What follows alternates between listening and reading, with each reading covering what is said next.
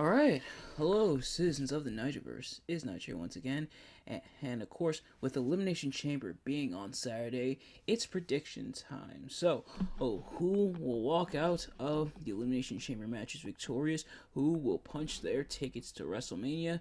We will find out. So, a couple things before we begin though. For starters, as always, these are just the order that they have them listed on the wiki, so that doesn't necessarily mean they're gonna be the order that they'll appear on the show. So it's just a match order. We're just reading it off how it is on the wiki, so we're gonna see. But the other thing is we have some things that had to be changed around, or some stuff that was rumored to. Well, some was confirmed to be changed around, but then some was like rumored to be changed around. So starting with the women's chamber, or this one has two. The first being apparently Shotzi was supposed to at least have a qualifying match, but Shotzi unfortunately suffered a knee injury during her match with Lara Valkyria. That was for the NXT Women's Championship. It was taped last week, and it's airing this week. It's airing tonight. In fact, it's probably airing right now on NXT. So Shotzi, she has to undergo knee surgery, so she'll be out of action for 9 months. The other one is that apparently Jade Cargill may or may not was supposed to be in it, but it got leaked online. Some people, I forgot at how exactly, but some people saw blurred out in the background for Elimination Chamber her kind of image of what looked to be Jade Cargill. Whether she was supposed to be in the match or Hatchin was pulled, or her she wasn't in the match to begin with. It was just a placeholder. Or her isn't really. It is kind of up in the air, but yeah, Jade Cargill is not going to be in the chamber match. I imagine she probably won't wrestle again until WrestleMania, and then I imagine she'll probably be she'll hopefully be more active on the roster going forward. As for the men's chamber, or the only move around potentially was CM Punk. So kind of, excuse me, kind of the rumor is that CM Punk was supposed to be a part of the match, but of course because CM Punk tore his tricep while at the Rumble, he's gonna be out of action for the time being. So it may explain why a certain person is in here or in this elimination chamber, but we'll get to that obviously. So CM Punk not gonna be there, and I imagine that probably would have been the segue to him challenging Seth Rollins for the World Heavyweight Championship.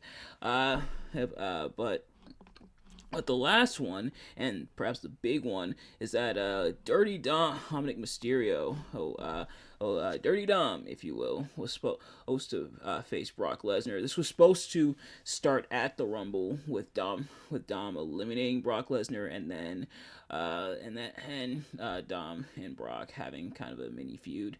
But of course, because of the allegations, not just against McMahon, but now against Brock Lesnar, he's essentially been scrubbed from history. He's essentially getting the Chris Benoit treatment, at least for the time being. He is still going to be in the W2K24 video game. I imagine it's probably too late to take him out. Although, when Nash Carter got accused and released, he's with his stuff he had going on, they took his character model out of the game. It made Wes Lee's entrance and theme music look kind of awkward for 2K22, but Nash Carter did get released, so I don't know what's the deal there. I wonder, but so Brock is off for the time being, and this also means Gunther and Brock will not be happening at WrestleMania. Which, on one hand, yeah, the allegations, it makes sense, and if Brock really did do these things, then deservedly so.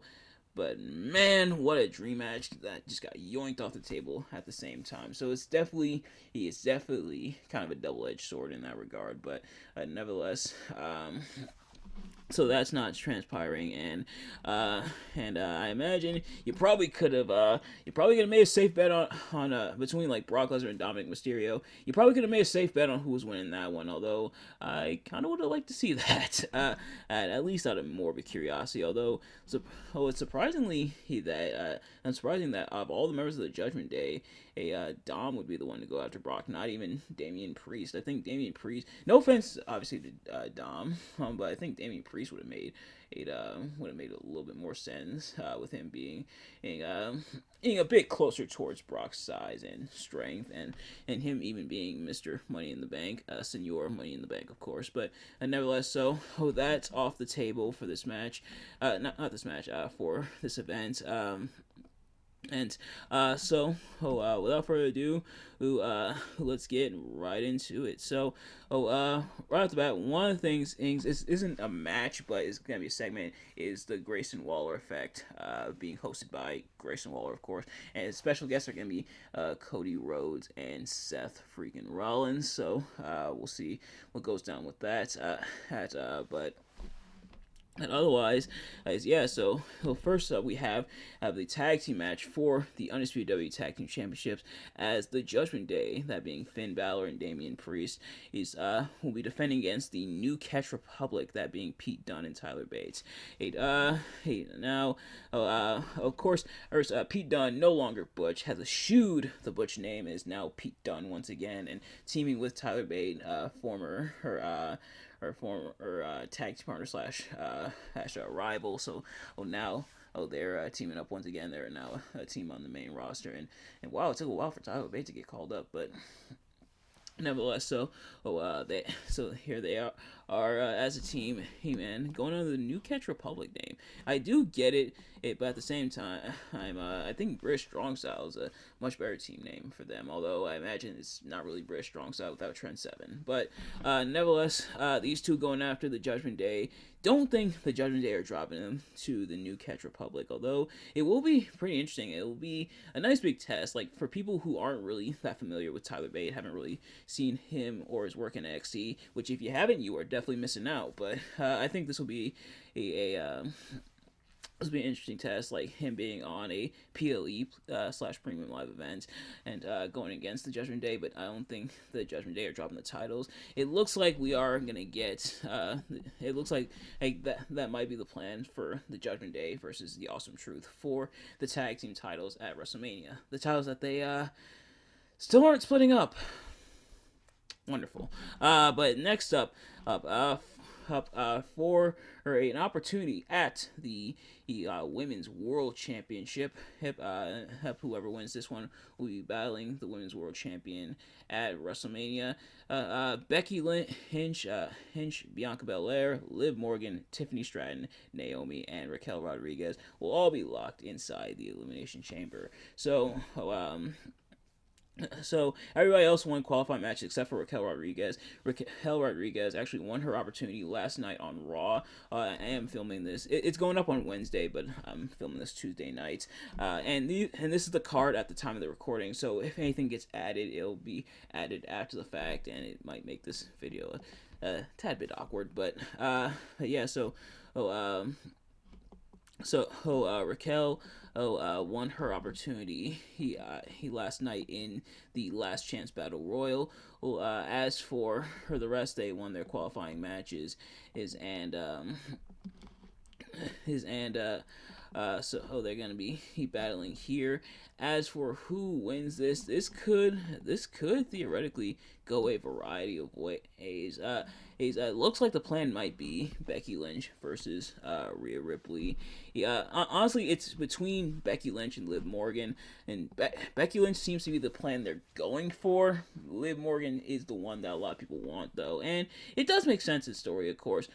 Rhea turned on Liv, and that's kind of how she joined the Judgment Day for the most part, after turning on Liv Morgan, and Liv one of the few people to actually beat Rhea Ripley.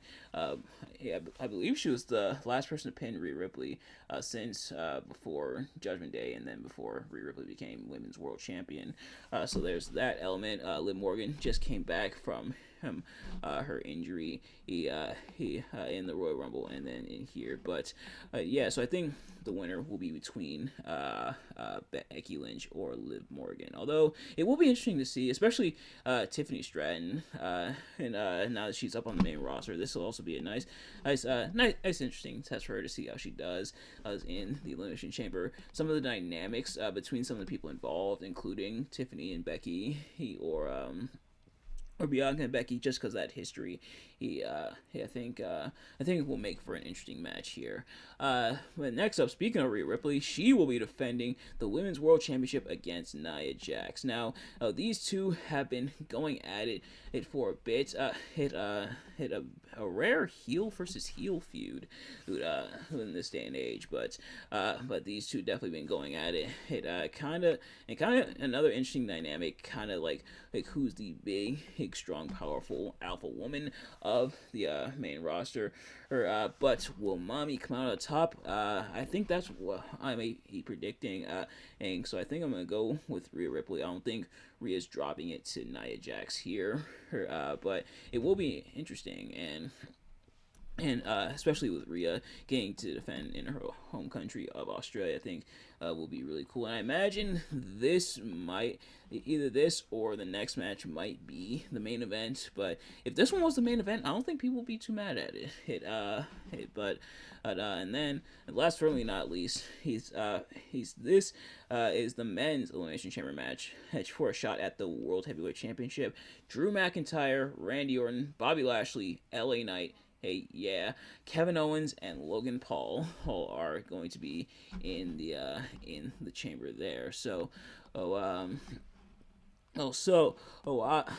of everybody in here, I think. First of all, I think Logan Paul might be the one to replace CM Punk in here. And nothing against Logan Paul. I think at this point the Chamber might be the only match type, that and maybe the Steel Cage, the only major or match type that Logan Paul hasn't been involved in. Actually, there's several, but just adding that badge to adding that Boy Scout badge for himself. So it'll be interesting to see what Logan Paul does in the Chamber. As for everybody else, I think out of all these, the one that it seems like is going to win and go on to face Seth Rollins at Mania is going to be Drew McIntyre. So, of course, Drew and Seth, they've been feuding, and Drew, who pretty much being a elite level heel, a elite level hater of not just Seth Rollins but CM Punk, and Drew, who said he's going to take over her and bring relevance back to the World Heavyweight Championship and to Monday Night Raw, calling himself the savior of WrestleMania, and with all these injuries and stuff and all this stuff left on the cutting room floor, he very well could be. But yeah, so I think Drew McIntyre is going to pick up the win here, but it will be interesting to see. Surprisingly, Bronson Reed didn't qualify for the match. He had a qualifying match. I believe he had it against, his was against LA Knight, if I'm not mistaken. I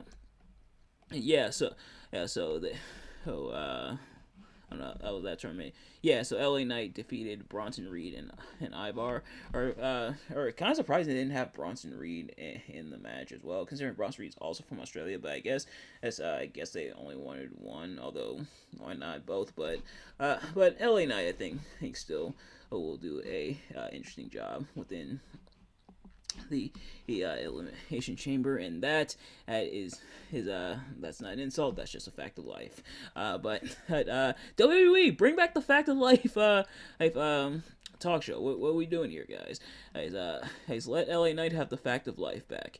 But yeah, but yeah, out of all these, I think Drew McIntyre is going to walk out victorious. As for where it will be in the pecking order from strongest to weakest match, because it's only 4 matches, I figure I'll go in order from